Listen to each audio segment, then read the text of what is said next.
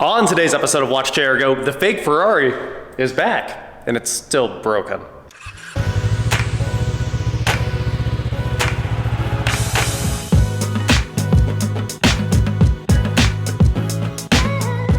What is going on, guys? I am Watch JR Go, and today I am back with my 2000, I don't really remember what year this is, Gran Turismo. This was the first year of the facelifted Gran Turismo, and that tells you everything you need to know. It's like a 2013 or something like that. But we bought this thing, took it to Arkansas, had an absolute blast ripping it around through the hills in Arkansas. I can't tell you how long the almost Ferrari engine spent just screaming along almost at its red line, sounding amazing with that aftermarket exhaust. It's got a nice high-pitched growl to it, scream to it like exotic should. And it was great. No matter what happened, whatever I threw at it, the car did just what I wanted. The transmission's a little slower than I'd like, but as a Grand Touring car, well, it's really, really good at Grand Touring. If I had like a 911 Turbo S, a $250,000 car, it would be better than this $16,000 car. My expectations are 911 Turbo S, and the budget is Maserati Gran Turismo that's broken. So, today we need to fix one of the big problems with that car, and that is every time I've driven this car, which was only that trip and the last like 4 days of my life, I have to roll the window down to get out. And obviously, you look pretty dumb when you have to roll your window down to get out of your car. Now, I do know that it can be fixed with like a $500 piece of plastic that contains the door handle and the cable stay that the door handle pulls against. From what I understand from reading about this problem is the cable is simply pulling through a little piece of plastic in there, and if you replace that door handle assembly, it will just rip through again. So the game plan for today is to take it apart and see if we can build our own cable stay using a penny. Apparently, this is a pretty common fix. A lot of Maserati people have done it, and I plan on doing the same because I will definitely take the 1 cent fix over the $500 fix that breaks again, costing multiple thousands after the thing breaks a few times. So let's get this door handle sorted out. We're gonna pull the door panel off the car today. It seemed like way too much of a job to do before the trip, but now that we're here and we've got a little bit of time, I think we tear this car down and figure out just what's going on. It's a bit of a tricky door panel. There are no fasteners that I can see on here, but I know they're in here, so I'm gonna guess BMW-like that they're mostly in there, and we'll tear basically the entire door apart anyway, just to see what we've got going on. Hey, look at that, there's screws.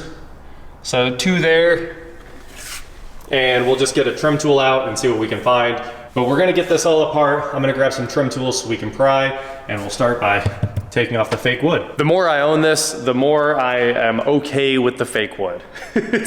I would much prefer it be like an MC Stradale with all the carbon, but the fake wood, it's so much cheaper. Like an MC Stradale is still selling for $80,000, and this, obviously, as you guys know, sold for $16,500, and it's the same car, so why not? Getting the metal-backed fake wood off of here took way longer than you would expect. This was built in 2007? This car is an 07, it's that old. I didn't even remember when it was built. Anyway, there's a bunch of 5mm fasteners in here after you get everything apart.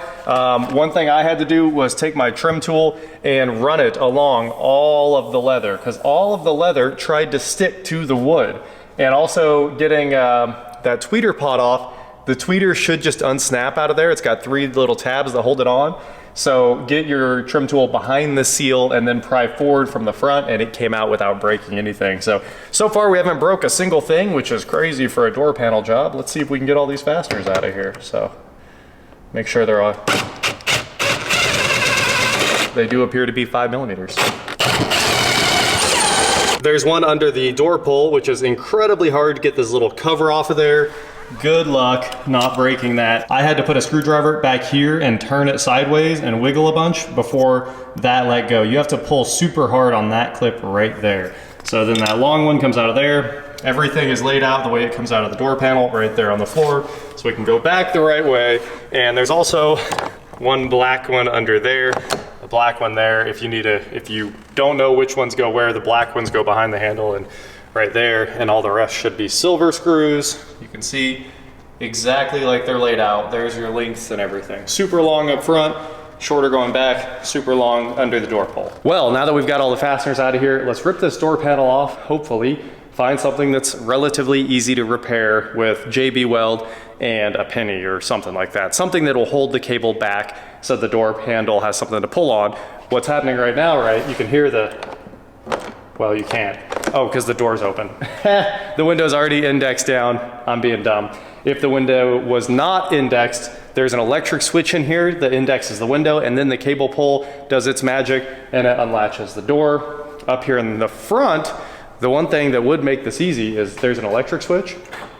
You can hear that. And then there's a cable switch too. I don't know what the point was other than maybe freezing weather, but the outer door handle has both options. They can be used independently. The inside one has electronic release that you can't control, and then the cable pull that better work or you're not getting out of your car.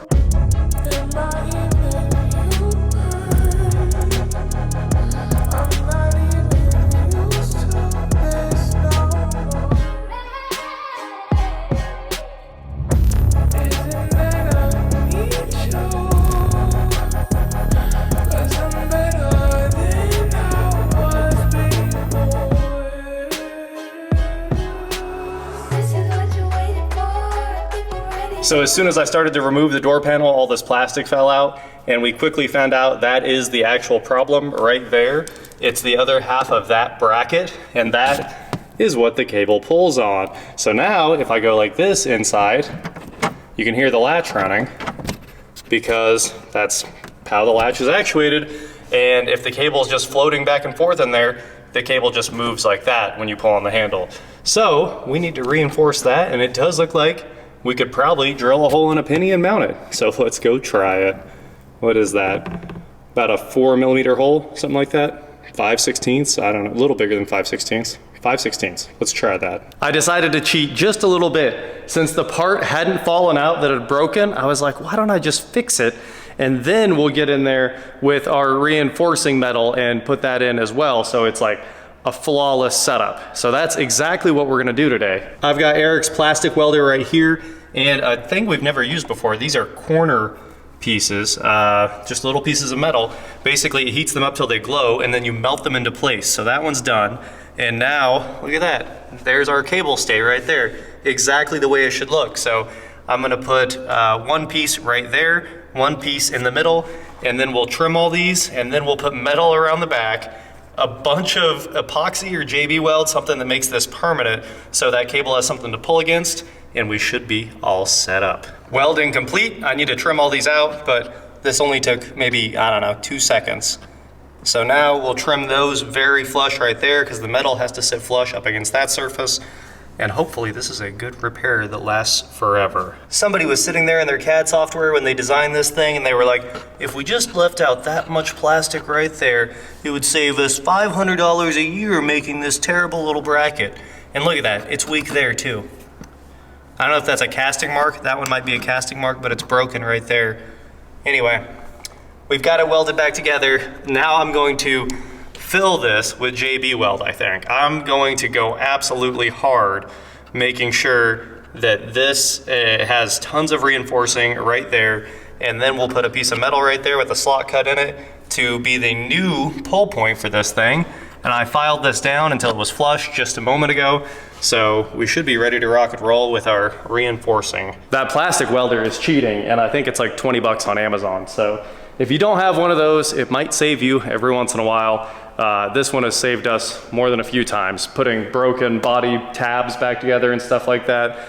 It's just there to solve problems in a hurry. I just made a quick O'Reilly's run to pick up 3 different types of JB Weld. We have each different time of JB Weld here. We've got 1 minute, 6 minute, and 15 minute. Now, the reason for that is simple. I think we need to use the 15-minute plastic bonder here to repair the original plastic. So I'm gonna mix that one up first, and we'll dump it out into the little mixing tray here, and then, you know, put as much in there as we can. And then, I don't know if this will bond metal. It says metal, quick setting 2-part urethane adhesive system. Works on thermoset, carbon fiber composites, thermoplastic, coated metals. Well, we do have a coated metal. Well, maybe we won't have to open up 2 of these. I wasn't sure And I'm a little worried about the 1 minute one because its strength is much lower. This actually has the highest strength at 3770 PSI, 3,770. And then the minute one was like 1,000 PSI less. So let's start with this one. And then our coated metal, instead of using a penny, is gonna be this washer that was in the scrap pile. So I'm just gonna cut a slot in that for the cable to go through. And let's measure the cable real quick with our calipers, drill a bigger hole, and then slap that in there. That, hopefully, is all we need to do to get this thing to last forever. So a little metal reinforcing. And also I'm gonna put a sanding disc onto that factory plastic and push it back, hopefully about that thickness, so that we don't change any of the tolerances. All right, the drill bit you're gonna need is, let's hit that one more time and then slide off cleanly, 0.2755 inch. So, I mean, a 1/4 inch drill bit should be the number. High precision, but when we drill a 1/4 inch with a wiggle, that's the exact measurement I'm going with. That looks professional, right? Look, I got the metal saw out and the cut was somewhat imprecise, but we are at a 1/4 inch on the unibit, so this should fit. Let's go test. So here we go. That needs to fit perfectly. Ooh, 5/16 it is. We're gonna punch that out just a little bit more. Didn't I say 5/16 earlier? I mean, go with your visual estimation, don't go with the measurements. Round 2, the hole is bigger now. So, look at that. Should work perfectly. All we have to do is epoxy that on so it matches the factory hole, which is easier said than done. I think I might have to keep a 5/16 drill bit in there to hold it still. This took a lot more finesse than I would have liked, but now you can see that there is a washer mounted on the factory plastic, and the factory plastic is filled with as much JB weld as we can shove in there. In fact, it's dripping off the bottom. So maybe too much, but we're gonna see how it sets up here in whatever it said, 15 minutes. And since I'm over here with my door all torn apart, Jake is also over here with his new M5. Hey, you know, it's the funniest thing. My V8 European sports car, the door doesn't open from the inside. I don't know if you've heard of this problem or not. It seems like a Maserati kind of problem you've got there. Yeah, in this case it's a Jake kind of problem, because I had this door all apart and I put it back together and I forgot to seat the cable into this little holder. But if I pull on it just right, you might be able to make it happen. It went in. It's not floppy anymore. It seems like you're missing one screw or something. Okay. Yep. Okay. Yep. So I just put the screw in the plug back in, and I think my door opens again. Man, my window goes up and down now. My speedometer works. Still have a Christmas tree down. Oh, and I tuned out the secondary air injection. Oh. Problem solved. Look at that. The one check engine light I had, you solved. And so now I think it needs an ABS module rebuild. Oops, but other than that, coming along. Yep. And now we might have a Maserati where the door opens without rolling down the window. It's gonna be pretty sweet. The luxuries never end. These are real luxury things we're doing here. Who knew how much of a quality of life improvement it was to have a door that opens? All right. We're gonna let that set up for a minute. After we go get ice cream, we'll be back to finish working on this. Well, we went ahead and filled in underneath it a little bit with a second coat where we touched everything that I hadn't before, just trying to reinforce this as much as possible. And now it's not holding underneath, that's for sure. But as long as that washer never moves, I think we're okay. So we're gonna go ahead and slap this thing back together after we let that set up for just a minute or two, so that hopefully this doesn't stick in there. I don't wanna fight that in and out. But I think we've engineered a solution that will hold for years. Jake's over here modifying his diagnostic connector on the BMW to send all of the module signals over to the OBD2 port instead of the 20-pin port under the hood. So the other day while we were working on his M5, we used the 20-pin connector. The first time I think I've ever actually hooked that thing up, maybe the second in my life. You usually don't need it, but once you do this, apparently, you can use the OBD2 connector to talk to everything. So that's a lot better than busting out the 20-pin. In theory. In theory. So making a couple wires, you connect 3 of the pins, that one, to that one, to that one. So the outer pins, and then solder it together and boom, all the data moves. Can't have our data falling out. That's right. I went ahead and put the door panel back on because it's honestly, it's kind of tough. So you gotta roll the window down. You don't have to, but if you don't, the top of the door panel like interacts with the window a little bit while you're trying to make all that happen. We got it to fit. So now we're gonna put all the screws back in, hop inside and test this thing out. I did get the cable, it fit perfectly, just like we expected. I did add a bit more material even after sanding that down, so I would take more material out.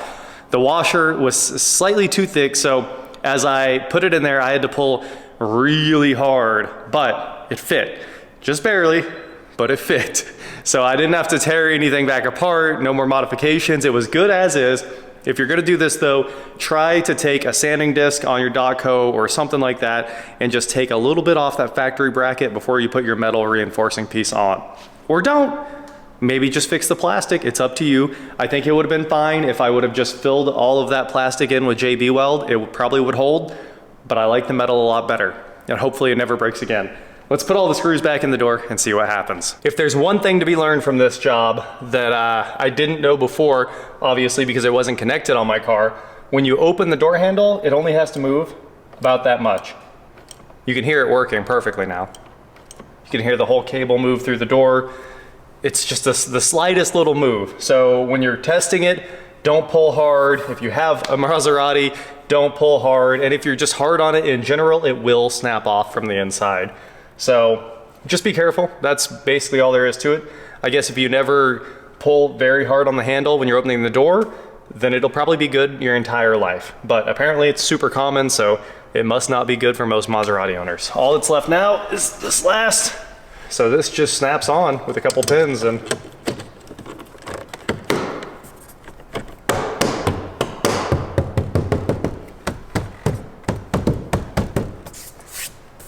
that's it. Door complete.